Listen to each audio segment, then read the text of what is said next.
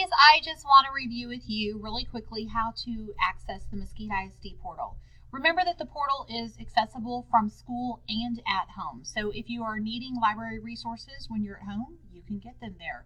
Or if you're needing to access assignments in Google Classroom or Google Docs, you can do that as well.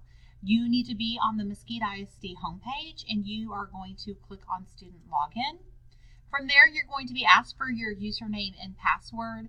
If you do not know your username and password, please ask your teacher. And just remember that the password will stay the same for all pre-K through second grade students. And third grade and up, it changes, but then it stays the same the rest of their career.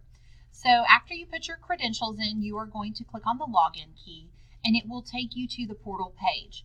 There are two basic parts to the portal. This is the basic portal. A student portal looks a lot different than a staff portal. There is less content in a student portal, so it will make it easier for you to navigate.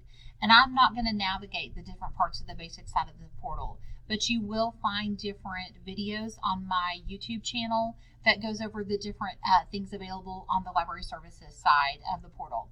So to get to the library services side, you are going to click on the tab at the top that says Library Services. And these are just all the different databases that are available to students.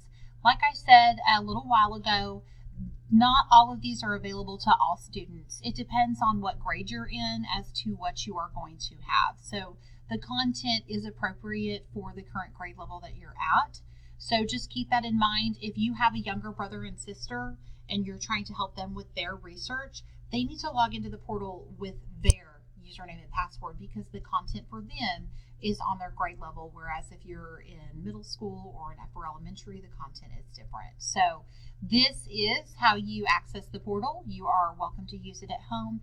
It is available 24/7, 52 weeks out of the year. So even during the summer or on holidays when we are not here, you are able to use the portal.